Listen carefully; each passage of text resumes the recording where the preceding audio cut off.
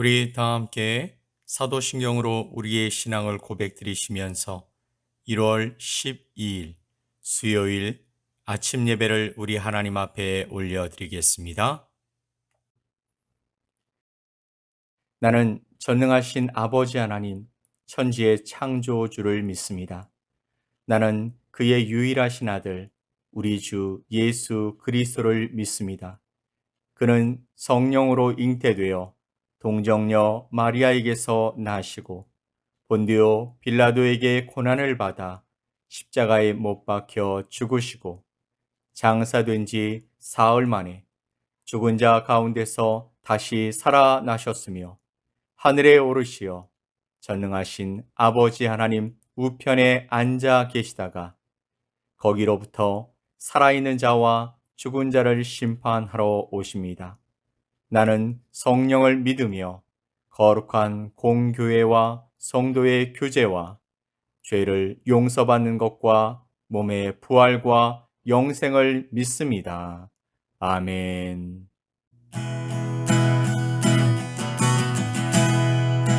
천지에 있는 이름 중 귀하고 높은 이름, 주나시기 전 지으신 그 주의 이름 예수. 주 앞에 내가 엎드려 그 이름 찬송함은 내 귀에 들린 말씀 중 귀하신 이름 예수. 주 십자가에 달릴 때 명패에 쓰인 대로 저 유대인의 왕이요 우리 왕이시라. 주 앞에 내가 엎드려 그 이름 찬송함은 내 귀에 들린 말씀 중 귀하신 이름 예수. 지금도 살아 계셔서 언제나 하시느니 나 같은 죄인 부르사 참 소망 주시도다. 주 앞에 내가 엎드려 그 이름 찬송함은 내 귀에 들린 말씀 중 귀하신 이름 예수. 주 예수께서 영원히 어제나 오늘이나 그 이름으로 우리에게 참 복을 내리신다. 주 앞에 내가 엎드려 그 이름 찬송함은 내 귀에 들린 말씀 중 귀하신 이름 예수. 주 앞에 내가 엎드려 그 이름 찬송함은 내 귀에 들린 말씀 중 귀하신 이름 예수.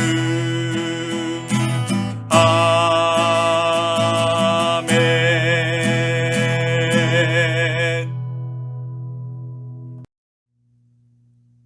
오늘 함께 보실 하나님의 말씀은 사도행전 3장 11절로 16절 말씀입니다.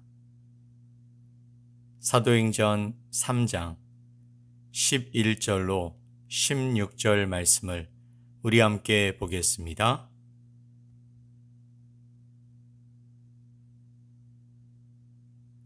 나은 사람이 베드로와 요한을 붙잡으니 모든 백성이 크게 놀라며 달려나아가 솔로몬의 행각이라 불리우는 행각에 모이거늘 베드로가 이것을 보고 백성에게 말하되 이스라엘 사람들아 이 일을 왜 놀랍게 여기느냐? 우리 개인의 권능과 경건으로 이 사람을 걷게 한 것처럼 왜 우리를 주목하느냐?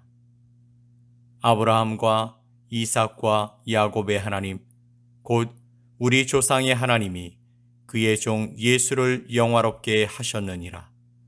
너희가 그를 넘겨주고 빌라도가 놓아 주기로 결의한 것을 너희가 그 앞에서 거부하였으니 너희가 거룩하고 의로운 일을 거부하고 도리어 살인한 사람을 놓아 주기를 구하여 생명의 주를 죽였도다.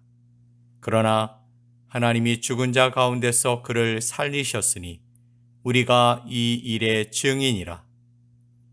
그 이름을 믿음으로 그 이름이 너희에게 보고 아는 이 사람을 성하게 하였나니 예수로 말미암아 난 믿음이 너희 모든 사람 앞에서 이같이 완전히 낫게 하였느니라.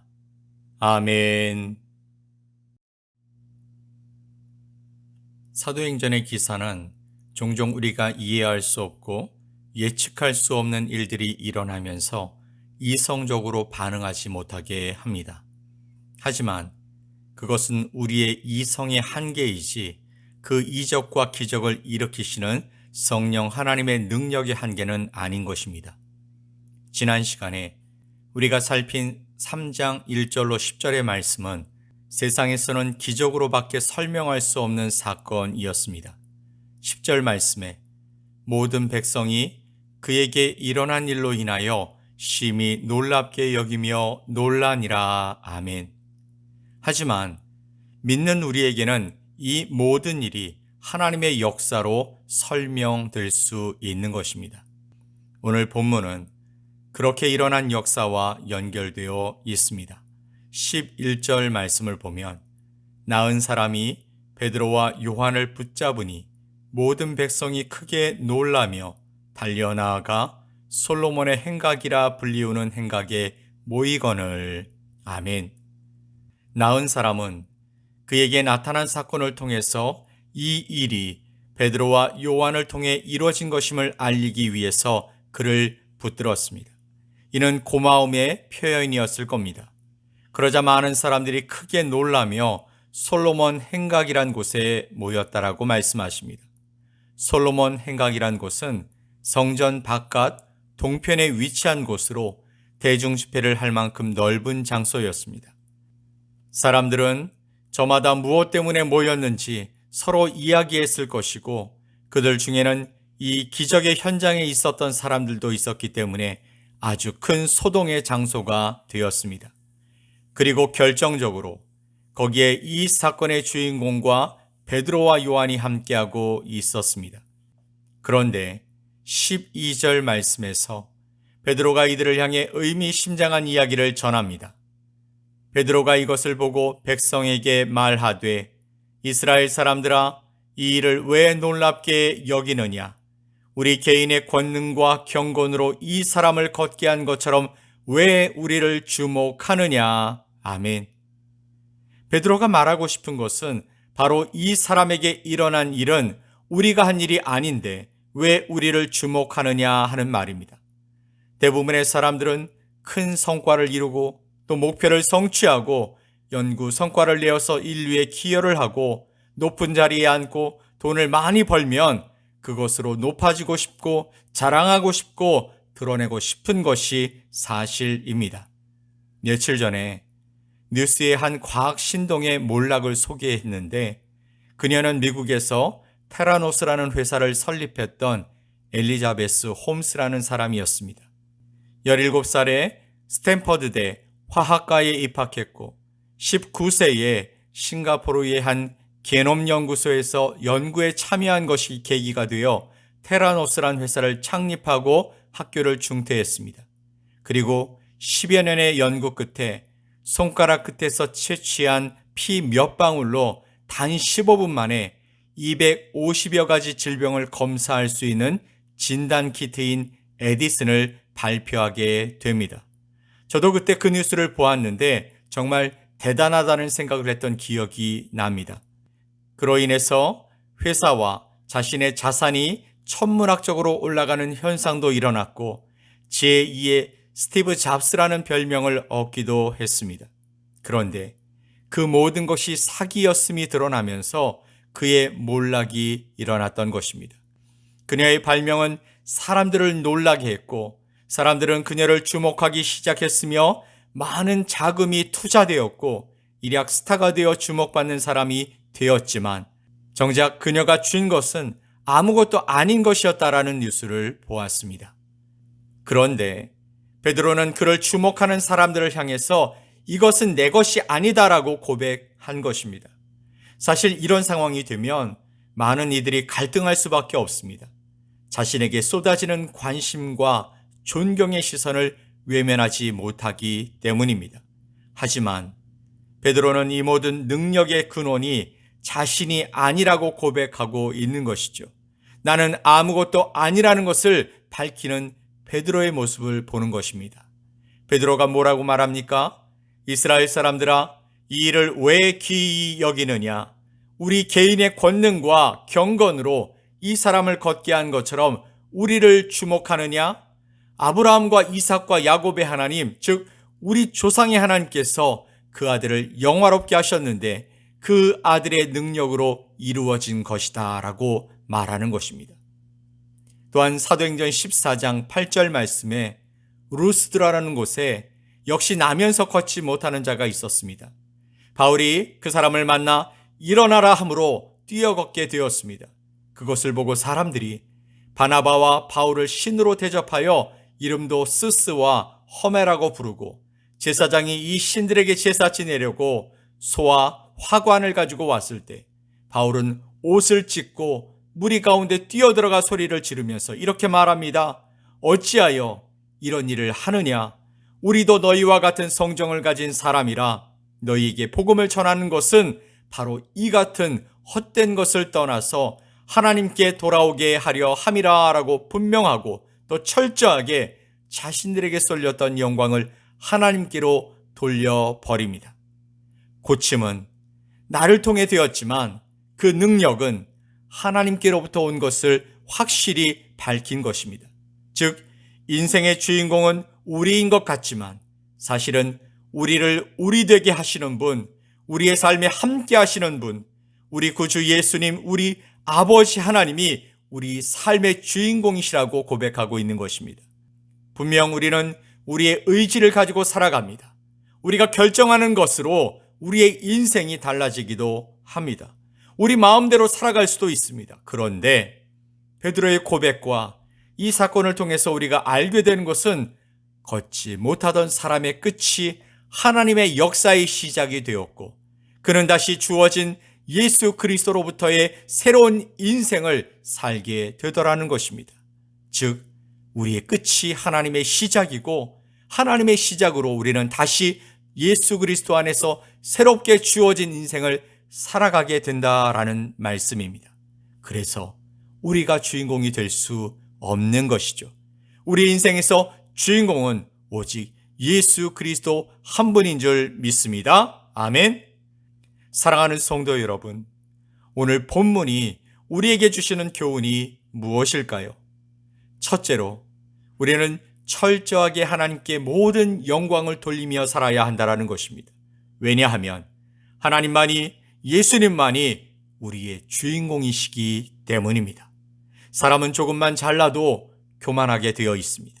처음에는 주어진 성과와 성취를 겸손하게 받아들이지만 차츰 자기가 잘나서 자기 능력으로 되는 줄 알고 교만해지기 시작해서 결국에는 하나님께 영광을 돌리기보다는 하나님 없이도 자기가 능력자인 것 같이 살아가게 되고 마는 것입니다. 그러므로 저와 여러분은 돈이 많아져도, 사업이 잘 되어도, 병이 나았든지 건강하든지 지식과 사회 계급과 명예와 그 무엇을 얻든지 그것이 크든 작든지 하나님께 영광을 돌리며 살아야 할 줄 믿습니다. 적은 물질을 얻어도 또 작은 영광을 얻어도 하나님, 나는 받을 자격이 없는데 하나님께서 주셨습니다. 이것은 하나님의 철저한 은혜입니다. 나는 무익한 종입니다. 하나님 감사합니다. 라고 모든 영광을 하나님께 돌려야 할 줄 믿습니다. 두 번째로는 복은 예수님을 믿는 믿음으로 온다라는 것입니다. 천하의 구원을 얻을 만한 다른 이름은 없다라고 말씀하십니다. 오직 예수 그리스도의 이름뿐인 것이죠. 하나님은 그를 믿는 자에게 복을 주시는 분이십니다. 하나님은 분명히 우리가 세상을 살아가는 데 필요한 모든 그것을 공급해 주실 것이고 날마다 평안하고 평안한 삶을 살도록 평강을 주시는 분인 줄 믿습니다. 그렇게 예수님의 이름을 믿는 자에게 물질도 또한 육신의 건강도 주실 줄 믿습니다. 사랑하는 자녀인 우리에게 만물의 주인 되신 하나님께서 그 아들을 믿는 우리에게 가장 좋은 것으로 주실 것이고 또한 우리를 철저히 보호하시고 도와주실 것입니다. 오늘 우리는 우리에게 주어진 시간을 기회로 삼아 살아가게 됩니다. 이 하루 기억하십시다. 내가 주인공이 아니라 우리 하나님이, 우리 예수님이, 우리 성령님이 주인공이시고 우리의 감사와 찬양과 영광을 받으실 오직 한 분 하나님이시라는 것을요.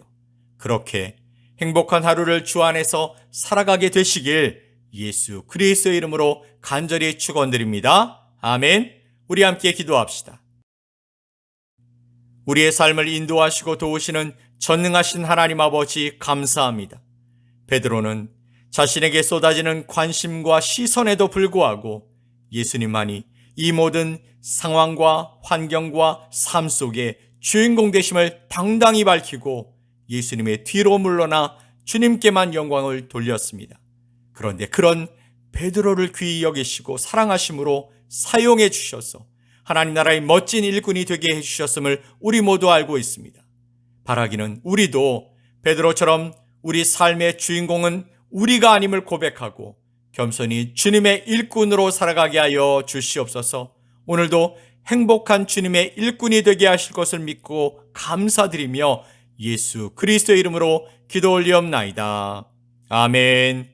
하늘에 계신 우리 아버지여, 이름이 거룩히 여김을 받으시오며 나라가 임하시오며 뜻이 하늘에서 이루어진 것 같이 땅에서도 이루어지이다. 오늘 우리에게 일용할 양식을 주시옵고 우리가 우리에게 죄 지은 자를 사하여 준 것 같이 우리 죄를 사하여 주시옵고 우리를 시험에 들게 하지 마시옵고 다만 악에서 구하시옵소서. 나라와 권세와 영광이 아버지께 영원히 싸움나이다. 아멘.